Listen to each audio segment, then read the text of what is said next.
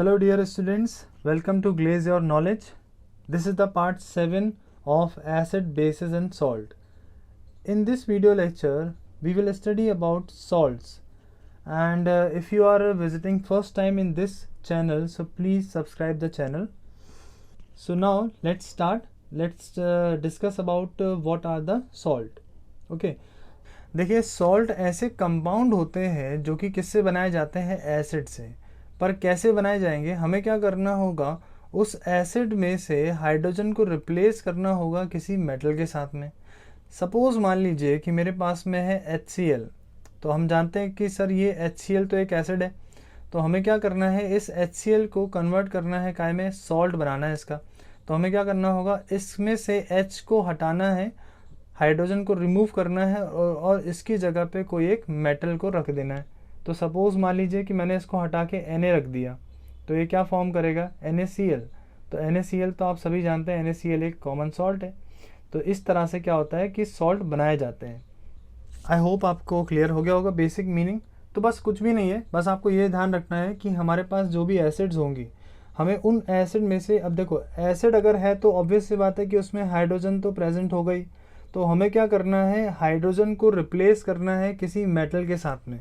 जैसे ही कोई भी मेटल वहाँ पे आ जाएगा तो वो क्या फॉर्म करेगा, एक सॉल्ट फॉर्म करेगा। चलिए हम थोड़ा सा इसके बारे में और डिस्कशन कर लेते हैं। देखिए कुछ प्रॉपर्टीज़ मैं आपको बता रहा हूँ सॉल्ट के बारे में। तो देखिए salt is a general name and it does not refers to only the sodium chloride. देखिए सॉल्ट एक जनरल नेम है, तो जब भी आप सॉल्ट सुने तो सॉल्ट मतलब सिर्फ कॉमन सॉल्ट नहीं है जो हम लोग घर में यूज़ करते हैं सोडियम क्लोराइड को। केवल वही नहीं होता, सॉल्ट और भी तरह के होते हैं जो हम लोग टेस्ट नहीं कर सकते, ठीक है, जो हमारे खाने लायक नहीं होते हैं, ठीक है, पर उनका हम यूज़ बहुत सारी चीज़ों को बनाने में ज़रूर कर सकते हैं, राइट। अच्छा दूसरी चीज़ क्या बोली गई है कि salts are formed when acid react with bases. देखिए सॉल्ट किस तरह से बनता है, जब भी हम किसी एसिड को रिएक्ट कराएंगे किसी बेस के साथ में तो क्या फॉर्म हो जाएगा, एक सॉल्ट फॉर्म होगा। दूसरी चीज़ कि सॉल्ट्स आर मोस्टली सॉलिड। देखिए क्या होगा, जनरली जितने भी सॉल्ट्स होंगे वो आपको ना सॉलिड के स्टेट में ही देखने को मिलेंगे। फिर नेक्स्ट क्या है, salts have high melting points and boiling point. Salts में उनका मेल्टिंग पॉइंट और बॉइलिंग पॉइंट हाई रहता है। क्यों हाई रहता है, क्योंकि ये आयनिक कंपाउंड्स होते हैं। ये क्या होते हैं, दीज आर आयनिक कंपाउंड। देखिए यहाँ लिखा भी हुआ है कि क्या होते हैं, ये एक आयनिक कंपाउंड होते हैं। तो आयंस के बॉन्ड को ब्रेक करना आसान नहीं होता है, इसलिए इनका जो मेल्टिंग और बॉइलिंग पॉइंट होता है ये जनरली हाई रहेगा। Okay, and the next one is कि solution of salts in water conduct electricity. आप क्या करेंगे, जब भी किसी सॉल्ट को वाटर के साथ कंबाइन कर देंगे तो आप देखेंगे कि इसमें जो सोल्यूशन तैयार हो गया है, इस सोल्यूशन से इलेक्ट्रिसिटी को पास कराया जा सकता है। वो क्यों कराया जा सकता है, क्योंकि अभी हमने आपको बताया कि जो सॉल्ट होते हैं ये आयनिक कंपाउंड होते हैं, राइट। और जैसे ही किसी भी सॉल्ट को वाटर के साथ में क्या कर दिया जाएगा, डिज़ोल्व कर दिया जाएगा, तो इसके आयंस क्या हो जाएंगे, फ्री हो जाएंगे मूव करने के लिए। तो उसी वजह से क्या हो सकता है, इसके सोल्यूशन से क्या किया जा सकता है, इलेक्ट्रिसिटी को पास कराया जा सकता है। आई होप समझ गए होंगे सारी प्रॉपर्टीज़ सॉल्ट्स की। चलिए आगे डिस्कशन करेंगे हम इसके बारे में। कुछ बातें यहाँ पर हैं जिसको अपन को जानना ज़रूरी है। अब जैसे मान लीजिए कि एक कोई भी सॉल्ट जो होता है वो कैसे फॉर्म होता है, किसी भी एसिड को बेस के साथ में जब आप रिएक्ट करेंगे तो क्या बनाता है, वो सॉल्ट बनाएगा और क्या बनाएगा, वाटर बनाएगा। ये हमने पढ़ा हुआ है, जो कि एक न्यूट्रलाइजेशन रिएक्शन है। लेकिन आप ध्यान दो कि जब भी कोई भी सॉल्ट का नाम लिखा जाता है उसके दो पेरेंट होते हैं। दो पेरेंट मतलब एक एसिड होगा और एक बेस होगा।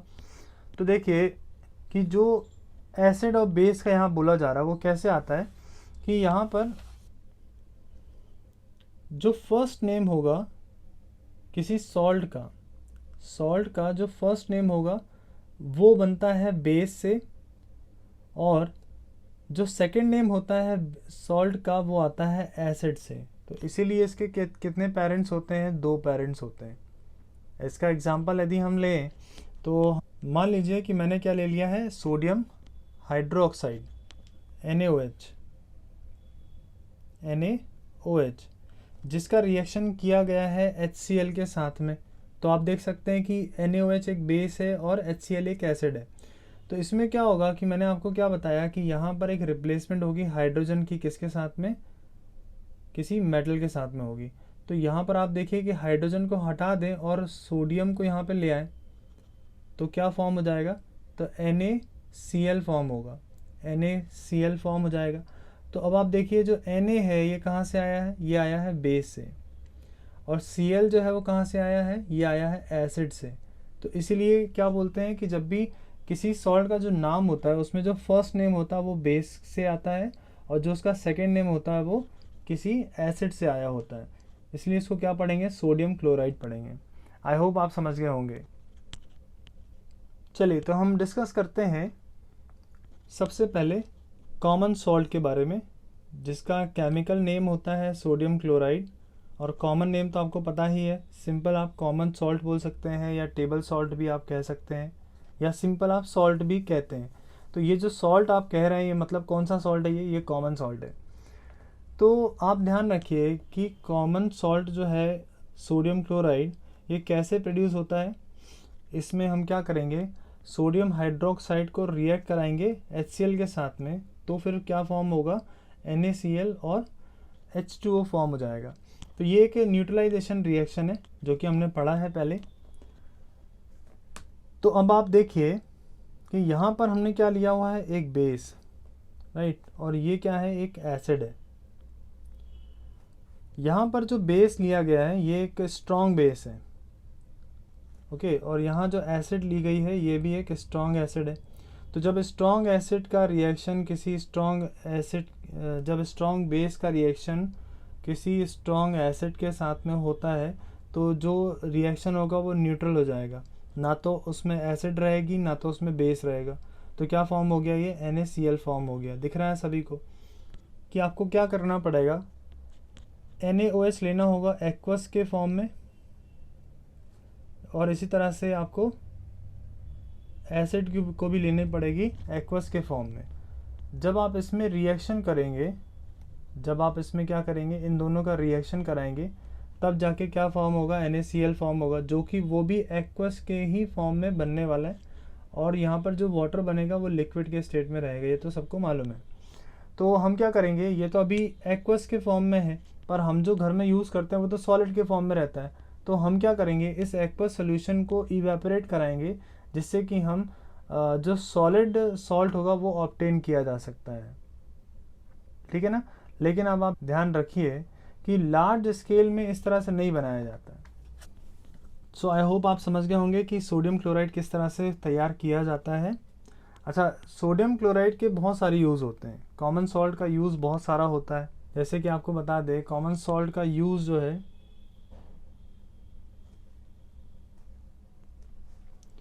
कॉमन सॉल्ट का जो यूज़ है ये तो हम हमारे कुक फूड में तो यूज़ करते ही हैं, साथ में कॉमन सॉल्ट रॉ मटेरियल होता है बहुत सारे दूसरे सब्सटेंसेस के लिए,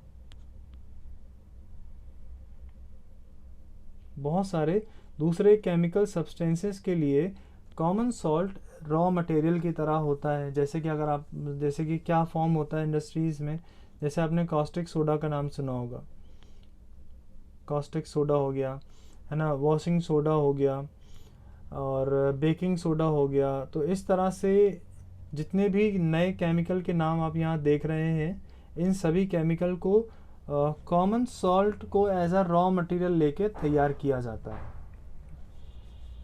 इसके अलावा कॉमन सॉल्ट का यूज़ हम प्रिजर्वेटिव की तरह भी यूज़ करते हैं। अच्छा, आपको मैं बता दूं कि कॉमन सॉल्ट जो होता है वो सोप बनाने के काम में भी आता है, कॉमन सॉल्ट, राइट। तो ये थे इसके बहुत सारे अलग अलग यूजेस। अब आपको मैं बता दूं कि कॉमन सॉल्ट जो है वो ऑब्टेन कैसे होता है। कॉमन सॉल्ट हमें दो तरीके से ऑब्टेन हो सकता है। सबसे पहला जो तरीका है वो है हमारा सी वाटर। सी वाटर से क्या फॉर्म किया जाता है, कॉमन सॉल्ट फॉर्म किया जाता है, ओके। सी वाटर एक ऐसी चीज़ है जिसमें कि बहुत सारे अलग अलग तरह के सॉल्ट जो होते हैं वो डिज़ोल्व होते हैं। मेजर जो सॉल्ट प्रेजेंट होता है सी वाटर में वो सोडियम क्लोराइड ही होता है, और कॉमन सॉल्ट को हम ऑब्टेन कर सकते हैं सी वाटर से किस प्रोसेस से? इवेपोरेशन की प्रोसेस से हम क्या कर सकते हैं, सी वाटर से कॉमन सॉल्ट को ऑब्टेन कर सकते हैं। तो ये था पहला तरीका। दूसरा तरीका क्या होता है कि कॉमन सॉल्ट जो होते हैं वो रॉक फॉर्म में भी होता है, जिसको हम रॉक सॉल्ट भी बोलते हैं, ठीक है।